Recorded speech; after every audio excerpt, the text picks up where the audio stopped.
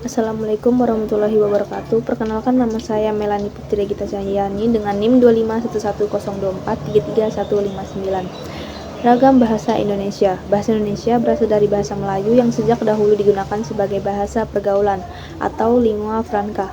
Di wilayah Asia Tenggara, bahasa ini digunakan dalam kegiatan perdagangan, pemerintahan, dan kebudayaan.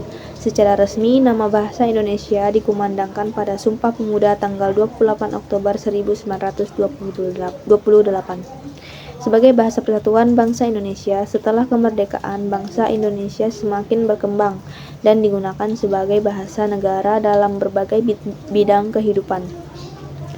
Bahasa memiliki beberapa fungsi penting dalam kehidupan masyarakat, yaitu sebagai alat untuk mengekspresikan diri, alat komunikasi antar individu atau kelompok, alat integrasi dan adaptasi sosial, serta sebagai alat kontrol sosial dalam masyarakat.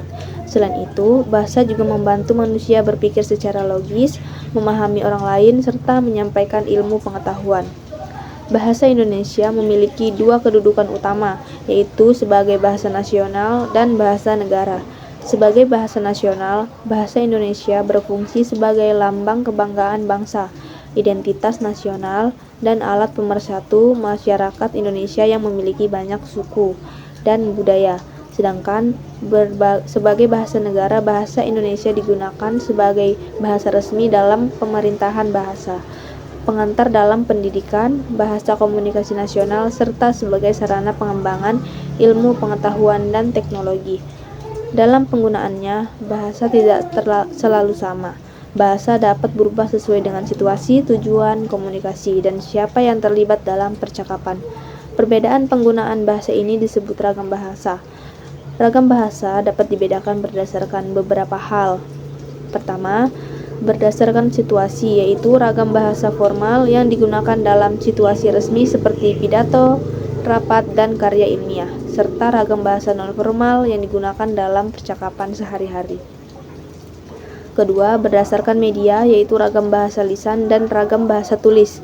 Bahasa lisan digunakan dalam percakapan langsung dan didukung oleh intonasi suara, mimik, dan gerakan tubuh, sedangkan bahasa tulis digunakan dalam bentuk tulisan seperti buku, artikel, surat, dan laporan, sehingga harus lebih teratur serta memperhatikan ejaan dan tanda baca. Ketiga, berdasarkan daerah dan sosial, yaitu variasi bahasa yang dipengaruhi oleh wilayah, tingkat pendidikan, usia, maupun status sosial penuturnya. Selain ragam bahasa, terdapat juga laras bahasa, yaitu penggunaan bahasa yang disesuaikan dengan bidang tertentu, misalnya laras bahasa ilmiah, hukum, ekonomi, dan jurnalistik. Salah satu ragam yang penting dalam dunia pendidikan adalah ragam bahasa ilmiah. Ragam bahasa ilmiah digunakan untuk menyampaikan hasil kegiatan ilmiah seperti penelitian, seminar, diskusi, laporan, penelitian, dan artikel dalam jurnal ilmiah. Ragam bahasa ilmiah memiliki beberapa ciri utama, yaitu bahasa yang lugas dan jelas, sehingga mudah dipahami dan tidak berbelit-belit. Formal dan objektif, tidak menggunakan bahasa emosional atau subjektif. Ringkas dan padat tetapi tetap menyampaikan informasi secara lengkap. Konsisten dalam penggunaan istilah, menggunakan istilah teknis sesuai bidang ilmu. Selain itu, dalam bahasa ilmiah biasanya dihindari penggunaan kata ganti orang pertama, seperti saya atau kami. Kalimat yang digunakan cenderung kalimat pasif agar lebih objektif. Dengan memahami ragam bahasa, seseorang dapat menggunakan bahasa yang tepat sesuai dengan situasi dan tujuan komunikasi. Hal ini sangat penting agar komunikasi menjadi lebih efektif, jelas, dan tidak menimbulkan kesalahpahaman. Kesimpulannya, bahasa Indonesia memiliki peran yang sangat penting sebagai alat komunikasi, pemersatu bangsa, dan sarana pengembangan ilmu pengetahuan.